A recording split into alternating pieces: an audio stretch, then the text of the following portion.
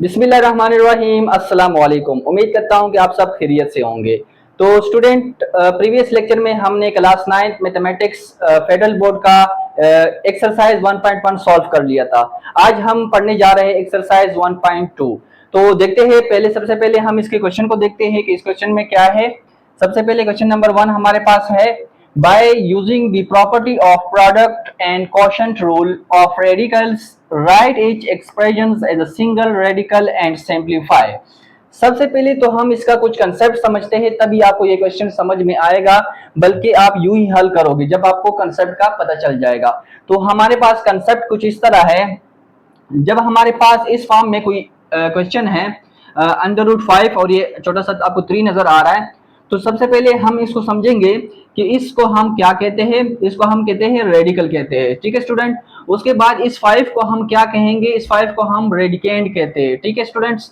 उसके बाद ये जो आपको छोटा सा 3 नजर आ रहा है, इसको हम इंडेक्स कहते हैं, और इसको अगर हम प्लूरल हो, ज्यादा हो हमारे पास, तो इंडिसेस हम इसको कहते हैं, ठीक है स्टूडेंट्स। उसके बाद जो इसका सेकंड कंसेप्ट है वो ये है कि अगर हमारे पास इस तरह फॉर एग्जांपल हो कि √b और इक्वल टू √, छोटा सा 2 नजर आ रहा है और b, तो ये दोनों सेम है, दोनों इक्वल है, ठीक है स्टूडेंट्स। क्योंकि हमारे पास इसकी भी वैल्यू आपके पास इसी तरह, अगर आप इसको इधर 2 लिखो भी या ना भी लिखो तब भी ये आपके पास इक्वल है आपके पास, ठीक है। जिस तरह हमारे पास एग्जांपल है एक √5 इक्वल टू √1/2, तो ये √5 को हम इस तरह लिख सकते हैं कि 5 ब्रैकेट 1/2, इस फॉर्म में हम इसको लिख सकते हैं। और इसको भी हम इस फॉर्म में लिख सकते हैं कि इंडेक्स 2 5 इक्वल टू 5 1/2, इन दोनों को हम इसी फॉर्म में लिख सकते हैं। तो इसका मतलब क्या है कि ये दोनों सेम ही है। अगर ये आपके पास आ जाए तो आप इसको इस तरह भी लिख सकते हो, इस तरह भी आप लिख सकते हो। उसके बाद हमारे पास इसमें दो चीजें यूज हो रही है। एक हमारे पास है प्रोडक्ट एंड क्वोशंट रूल, ठीक है। सबसे पहले अगर हमारे पास बात की जाए कि प्रोडक्ट रूल क्या होगा, इसमें देखिए दो हमारे पास दो इंडेक्स, हमारे पास दो अंडर और इंडेक्स हमारे पास मल्टीप्लाई हो रहे। फॉर एग्जांपल ये ए अंडर इंडेक्स पड़ा हुआ है और ये बी अंडर इंडेक्स पड़ा हुआ है। अगर दोनों डिजिट के हमारे पास इंडेक्सेस हमारे पास सेम होंगे, तब हम इसको इस फॉर्म में भी लिख सकते हैं। यहाँ पे हमने पढ़ा था कि एक इंडेक्स को हम इंडेक्स कहते हैं, जब ज्यादा हो तो उसको हम इंडेक्सेस कहते हैं, ठीक है। इसके इंडेक्सेस अगर सेम होंगे तो हम इस फॉर्म में भी इसको लिख सकते हैं, √n a मल्टीप्लाई b। तो ये क्या हो जाएगा, ये दोनों आपस में मल्टीप्लाई हो जाएंगे। तो इसी पे अगर हम क्वेश्चन सॉल्व करेंगे तो आपको और भी सही तरह समझ आ जाएगा। तो स्टार्ट करते हैं। हमारे पास जो क्वेश्चन नंबर 1 का फर्स्ट पार्ट है, हमारे पास क्वेश्चन को हम समझते हैं। क्वेश्चन में हम क्या कह रहे हैं कि प्रोडक्ट और क्वोशंट रूल में हमने रेडिकल्स को लिखना है। Expression each expression as a single radical and simplify. क्या करो, इसको सिंगल रेडिकल फॉर्म में लिखो और सिंपलीफाई करो, ठीक है स्टूडेंट्स। तो हमारे पास क्या है, दो हमारे पास इंडेक्सेस पड़े हुए हैं। तो हमने जैसे अभी कंसेप्ट में समझा कि अगर हमारे पास दो इंडेक्सेस सेम हो जाए तो हम इसको इस फॉर्म में भी लिख सकते हैं, और इसका जो बीच में जो हमारे पास रेडिकल पड़े हुए हैं इसको आपस में मल्टीप्लाई कर देंगे। तो हमारे पास क्या हो जाएगा, 6 × 6 इक्वल टू 6 6 36। तो आप इसको इस फॉर्म में आप इसको लिखेंगे, ठीक है स्टूडेंट। तो ये हमारे पास था प्रोडक्ट रूल। उसके बाद नेक्स्ट हमारे पास नेक्स्ट पार्ट जो है, देखें इंडेक्स और रेडिकेंड 4 हमारे पास पड़ा हुआ है। यहाँ पे इंडेक्स 5, ये भी सॉरी 5 है, इंडेक्स 5 रेडिकेंड 8 आपके पास रेडिकल पड़ा हुआ है, ठीक है स्टूडेंट्स। तो हमारे पास अब देखो इंडेक्सेस हमारे पास क्या है, सेम है, इक्वल है। यहाँ पे हमने क्या पढ़ा, जब सेम हो इक्वल हो तो आप इसको एक इस तरह भी आप इसको लिख सकते हैं। ये जो रेडिकल है ये मल्टीप्लाई हो जाएंगे आपस में, तो आपके पास आ जाएगा 4 8 32। तो आपके पास क्या आया, 5 इंडेक्स है, रेडिकेंड और रेडिकल आपके पास क्या है, 32 आया। तो ये था हमारे पास प्रोडक्ट रूल्स। अब हम नेक्स्ट पार्ट में सॉल्व करते हैं कि हमारे पास ये क्वोशंट रूल है वो क्या होता है, उसके भी कंसेप्ट मैं आपको समझाता हूं। तो नेक्स्ट पार्ट में हम चलते हैं। तो स्टूडेंट हमारे पास नेक्स्ट पार्ट जो है, ये हमारे पास क्या है, इन दोनों का भी इंडेक्सेस हमारे पास क्या है, सेम है। तो हम इसको इस फॉर्म में लिख सकते हैं जैसे हमने रूल पढ़ा था, और जो दरम्यान वाला है वो क्या हो जाएगा, मल्टीप्लाई हो जाएगा। तो x डॉट x क्यूब और हमारे पास बेस सेम हो तो पावर क्या हो जाएगी, प्लस हो जाएगी। तो ये क्या हो जाएगा, x की पावर 4 और इंडेक्स 4 आ जाएगा और रेडिकेंड हमारे पास क्या आ जाएगा, इसके ऊपर आ जाएगा। अब नेक्स्ट हमारे पास जो पार्ट है वो क्या है, अब इसमें देखें स्टूडेंट्स, इसमें हमारे पास इंडेक्सेस क्या है, सेम नहीं है, ठीक है। यहाँ पे हमारे पास इंडेक्सेस कुछ नहीं, तो यहाँ पे 1 या 2 हमने कहा था कि 2 यहाँ पे मौजूद है, ठीक है स्टूडेंट्स। हमने क्या कहा था कि हमारे पास ये और ये सेम है, ठीक है। तो यहाँ पे कुछ भी नहीं है तो इसका मतलब कि यहाँ पे 2 है, ठीक है। अगर हम 2 लगाए या ना लगाए, सेम टू सेम ये इक्वल है, ठीक है। तो यहाँ पे 2 है और यहाँ पे क्या है, इंडेक्सेस 3 है, तो इसके इंडेक्सेस सेम नहीं है, तो ये डज नॉट एग्जिस्ट, तो ये एग्जिस्ट नहीं करेगा, ठीक है स्टूडेंट, डज नॉट एग्जिस्ट, क्योंकि हमारे पास क्या है, इसके इंडेक्सेस हमारे पास सेम नहीं है, इंडेक्सेस और नॉट सेम, ठीक है। तो इंडिसेस हमारे पास क्या है, सेम नहीं है। अब नेक्स्ट पार्ट पे हम चलते हैं। अब हमारे पास जो नेक्स्ट पार्ट है वो हमारे पास, हमने जो दूसरा रूल पढ़ा था, हमारे पास क्या था, क्वोशंट था। एक था प्रोडक्ट, हमने प्रोडक्ट पढ़ लिया था, कंसेप्ट भी पढ़ लिया, क्वेश्चन भी सॉल्व कर लिए। अब हमारे पास क्वोशंट रूल क्या होता है, इस पार्ट पे वही अप्लाई करेंगे। ये हमारे पास कंसेप्ट है।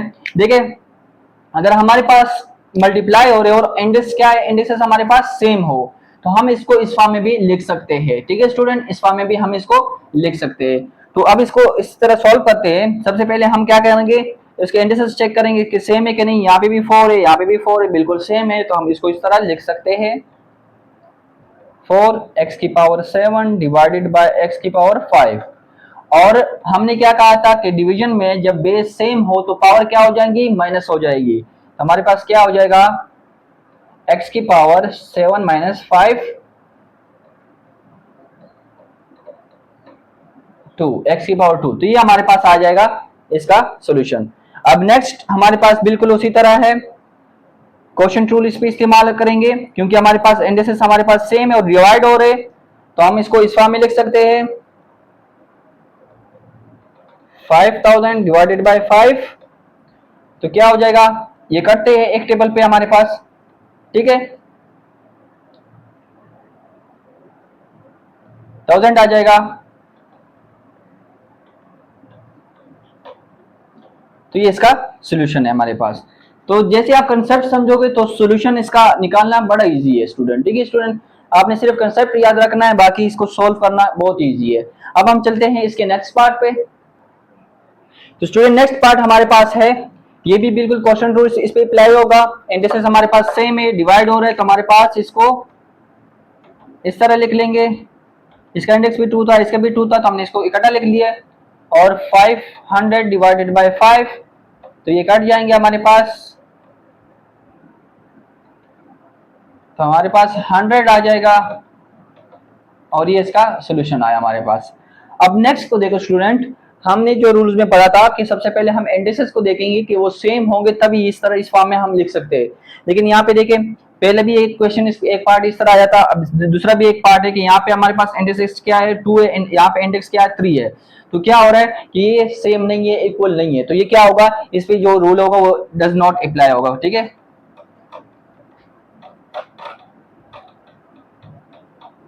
तो ये था हमारे पास पहला क्वेश्चन सॉल्व हो गया, उसके सारे पार्ट सॉल्व हो गए। अब हम चलते हैं उसके एक्सरसाइज 1.2 के क्वेश्चन 2 पे। तो स्टूडेंट क्वेश्चन नंबर 2 हमारे पास है, right each exponential expressions as any equivalent radical expressions and simplify if possible. तो इसमें दो चीजों की बात हुई है कि हमारे पास एक्सपोनेंशियल एंड रेडिकल एक्सप्रेशन क्या होते हैं। एक्सपोनेंशियल एक्सप्रेशन क्या होता है, रेडिकल एक्सप्रेशन क्या होता है।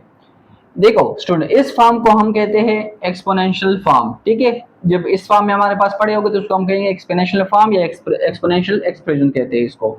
जब इस फॉर्म में हमारे पास पड़ी हो तो इसको हम कहते हैं रेडिकल फॉर्म, ठीक है स्टूडेंट। ये हमारे पास रेडिकल फॉर्म है।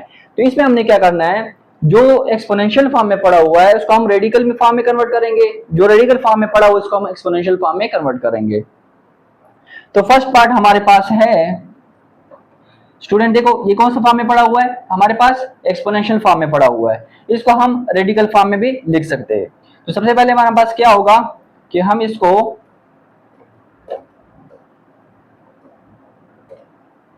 इस तरह लिख सकते हैं कि नहीं लिख सकते? ठीक है स्टूडेंट, हमारे पास क्या हुआ, इसके ऊपर हमने 2 लिया, जो दोबारा इसको 2 1 2 हो जाएगा, तो ये दोबारा 2/3 फॉर्म में आ जाएगा। उसके बाद इसको हम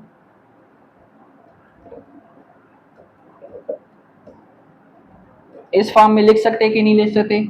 हमारे पास रेडिकल फॉर्म में कन्वर्ट हो गया कि नहीं हुआ? तो ये हमारे पास एक्सपोनेंशियल एक्सप्रेशन में पड़ा हुआ था और इसको हमने रेडिकल फॉर्म में कन्वर्ट कर दिया है। ये भी आपका आंसर ठीक है और इसको आगे सॉल्व भी कर सकते हो। ठीक है स्टूडेंट्स, पिछले क्वेश्चन में भी इसी तरह था कि सॉल्व भी कर सकते थे और आप इस फॉर्म में भी हमारे पास आंसर ठीक ही आ रहा है, तो इधर तक भी आपका आंसर ये ठीक है। नेक्स्ट हमारे पास क्या है, नेक्स्ट कौन सी फॉर्म में पड़ा हुआ है? एक्सपोनेंशियल फॉर्म में पड़ा हुआ है, हमने इसको कन्वर्ट करना है रेडिकल फॉर्म में। ठीक है स्टूडेंट्स, हमारे पास क्या हो जाएगा, इसको हम इस तरह लिख सकते हैं, इस तरह भी इसको हम लिख सकते हैं,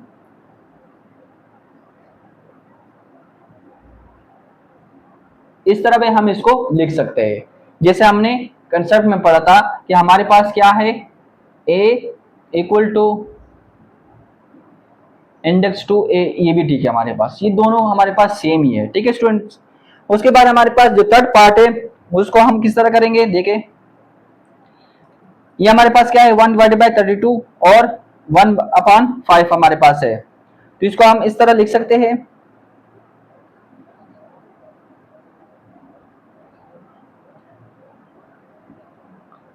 ठीक है स्टूडेंट्स, तो ये हमारे पास क्या हुआ, रेडिकल फॉर्म में कन्वर्ट हो गया हमारे पास। अब हम चलते हैं इसके नेक्स्ट पार्ट में कि वो हमारे पास क्या है। अब हमारे पास जो नेक्स्ट पार्ट है वो क्या है वो ये है हमारे पास, सबसे पहले देखिए स्टूडेंट्स, हमारे पास इसका पावर जो है वो नेगेटिव में पड़ा हुआ है, तो उसको पॉजिटिव लाने के लिए हम क्या कर देंगे, नीचे डिवाइड कर देंगे, तो 1/2/16, तो पावर क्या हो जाएगी, पॉजिटिव हो जाएगी। अब हम इसको इस तरह लिख सकते हैं 1/² और 1/3, और अब हम इसको इस तरह लिख सकते हैं 1/216 का स्क्वायर। तो ये हमारे पास सॉल्व हो गया। ठीक है स्टूडेंट्स, अब नेक्स्ट पार्ट हमारे पास क्या है, 1000 × 1/3, तो इसको हम इस तरह लिख सकते हैं 1000 और इंडेक्स 3। ठीक है, तो हमने एक्सपोनेंशियल फॉर्म में रेडिकल फॉर्म में कन्वर्ट कर दिया हमारे पास। ठीक है, इसका आगे भी सॉल्व हो सकता है, लेकिन इधर तक भी आपका आंसर ठीक है। उसके बाद अगर नेक्स्ट पार्ट की तरफ जाए तो उसके है हमारे पास, इसका भी नेगेटिव में है, तो देखिए स्टूडेंट्स 1 के ऊपर भी हमारे पास ये पावर आ रहा है और 39 के ऊपर भी हमारे पास ये पावर आ रहा है। ठीक है स्टूडेंट, तो इसको इसके पावर को प्लस करने के लिए इसको नीचे ले जाएंगे और इसको ऊपर ले जाएंगे, तो हमारे पास क्या हो जाएगा, 1 को नीचे ले जाएंगे तो हमारे पास 1 की पावर कुछ भी आ जाए तो वो 1 ही रहती है, 39 ऊपर चला जाएगा तो पावर पॉजिटिव हो जाएगी, 1/2 हो जाएगा, और इसको हम इस फॉर्म में रेडिकल फॉर्म में कन्वर्ट कर देंगे, तो हमारे पास क्या हो जाएगा √39। इसको आप इस तरह भी लिख सकते हो और यहाँ पे इंडेक्स 2 भी लगा सकते हो, तो इसका एक ही बात है। अब हम हमारे पास क्वेश्चन 2 सॉल्व हो गया है, उम्मीद करता हूँ कि आपको समझ आ गया होगा, बहुत ही इजी क्वेश्चन है। अब हम चलते हैं क्वेश्चन 3 की तरफ। तो स्टूडेंट हमारे पास क्वेश्चन नंबर 3 है, क्वेश्चन नंबर 3 हमारे पास है बिल्कुल उसी का उल्टे। पहले हम क्या करते थे कि एक्सपोनेंशियल फॉर्म से रेडिकल फॉर्म में हम आते थे, अब क्या करना है, हमने रेडिकल फॉर्म से एक्सपोनेंशियल फॉर्म में जाना है। तो हमारे पास फर्स्ट इसका फर्स्ट पार्ट है हमारे पास। अब हम इसको किस तरह लिख सकते हैं, सबसे पहले इसको हम इस फॉर्म में लिख सकते हैं,